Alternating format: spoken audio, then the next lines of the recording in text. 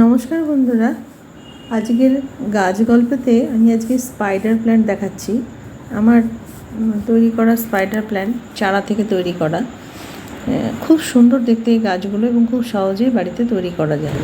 এই স্পাইডার প্ল্যান্টগুলো সম্বন্ধে আমি যেভাবে করি বা কিছু সেই অভিজ্ঞতাটাই আমি শেয়ার করছি। সেই শেয়ারগুলোই আমি করি, যেহেতু সবগুলোই আমার শখের। এগুলো বারবার বলে রাখি আর কি। দেখুন, এখানে অনেকগুলো স্পাইডার প্ল্যান্ট তৈরি করা আছে আমার। একটা হচ্ছে এরকম বর্ডার দেওয়া মতন, ধারে হলুদ রঙের বর্ডার দিয়ে ডিপ গ্রিন কালার, আর একটা হয় প্লেন সবুজ। এই দুটোই আমার কাছে আছে। তো আমি একটা গাছ প্রথমে এনেছিলাম, তার থেকে এখন অনেক চারা তৈরি হয়ে গেছে। আর এটার একটা দেখিয়েওছিলাম চারা তৈরি করা। দেখুন, মাথার উপর থেকে একটা শীষ উঠে সেই শীষ থেকে আবার এরকম চারা বেরোয়। এটা হচ্ছে প্লেন গ্রিন কালার, একটু তার থেকেই লাইট গ্রিন, অতটা ডিপ গ্রিন নয়, একটু প্যারট গ্রিন টাইপের রঙটা। আর এইটা দেখুন, যেটা আগে দেখালাম, সেটার মাথা থেকে শীষ বেরিয়ে এরকম ছোটো ছোটো এখানে চারাগুলো বেরিয়েছে। এইগুলোই কিন্তু আবার পরিণত হয়ে যাবে, বা এই অবস্থাতেও কেটে বসানো যায়। আর একটু পরিণত হলে কেটে বসিয়ে দিলে খুব ভালো লাগে। আবার ডেকোরেশন হিসেবে প্রথম যে ছবিটা দেখালাম, সেটা এর অনেক দিন পরেকার ছবি। সেটা একটা কিছু স্ট্যান্ড টাইপের দিয়ে, এখন অনেক রকম স্ট্যান্ড পাওয়া যায়, তার মধ্যে যদি বেঁধে দেওয়া যায় বা সেট করে দেওয়া যায়, খুবই সুন্দর দেখতে লাগে। এখানে এটা গ্রো ব্যাগের মধ্যে রয়েছে, একটা ফ্যান্সি টবের মধ্যে যদি রাখা হয়, ডেকোরেশন করা টবের মধ্যে, এবং মাথার ওপরে স্ট্যান্ড দিয়ে যদি বেঁধে দেওয়া যায়, তাহলে কিন্তু অতি অপূর্ব দেখতে লাগে। এবং যে কোনো জায়গাতে স্বল্প আলোকে দূর থেকে ইনডাইরেক্ট সানলাইট আসবে এরকম, আর শীতকালে মর্নিং সানলাইটটা এদের পছন্দ। এইভাবে রাখা যেতে পারে, খুব সুন্দর দেখতে লাগে।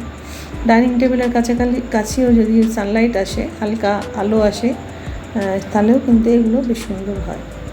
তবে এইগুলোকে আবার কেটে চারা করে কিছুদিন রেখে দেওয়া ভালো, কারণ গাছটা তাহলে আবার ভালো থাকে। দেখুন, এটা অনেক দিনকার পরেকার দেখাচ্ছি। প্রথম যে ছবিটা দেখালাম, ছোটো চারাগুলো এখন এত বড় হয়ে গেছে। এটা প্রায় মাস 3-4 হয়ে গেছে, তারপরে আবার এই ছবিটা দেখাচ্ছি। এখন এইগুলোকে আমি একটু স্ট্যান্ড দিয়ে বেঁধে দেবো, দিয়ে একটা আমি এখানে কাঠি দিয়ে বেঁধে দেবো, বা আপনার ওই বাঁশের কঞ্চি টাইপের বা কাঠের সরু কোনো একটা পাতলা স্টিক টাইপের দিয়ে বেঁধে দিতে পারেন, অথবা টবের মধ্যে ফ্যান্সি করেও রাখতে পারেন।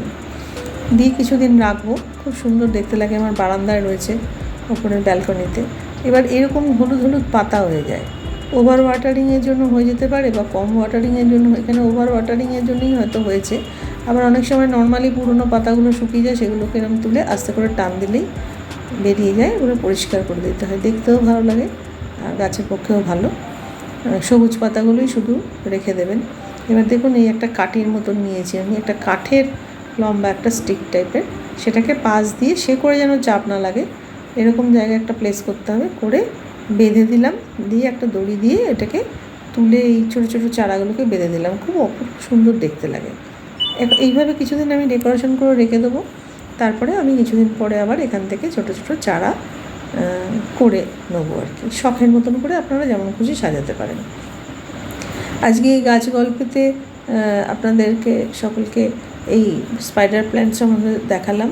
আর স্পাইডার প্ল্যান্ট রোজ একটু একটু করে জল দিতে হয়, সামান্য সামান্য করে, খুব বেশি জল দেওয়ার দরকার নেই। আর এখানে দুটো ছোটো স্পাইডার প্ল্যান্টের চারা আমি বসিয়েছিলাম আগে, সেই চারাগুলো আস্তে আস্তে কিছুটা বড় হয়েছে, সেই ছবিটাও পরে দেখাচ্ছি।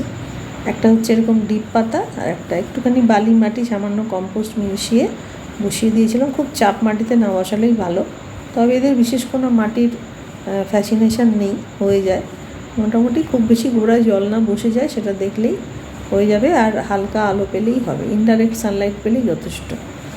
একটা এমনি প্লেন ওই ট্রেতে, মিষ্টির আর যে ট্রেগুলো হয় তাতে বসিয়ে দিয়েছিলাম। দেখুন, এইভাবে অনেকগুলোই আমার আছে করা গাছ। ছোট ছোট এরকম টবে করতে পারেন, জানলার ধারে বা কোনো শোকেস বা র্যাকের ওপরে, যেখানে ইনডাইরেক্ট লাইট আসছে, সেখানেও কিন্তু খুব সুন্দর দেখতে লাগে গাছগুলো। শুধু একটুই যে রোজ সামান্য করে জল দিতে হবে। কেমন লাগলো তাহলে জানাবেন আজকের এই টিপস এবং ভিডিও। নমস্কার।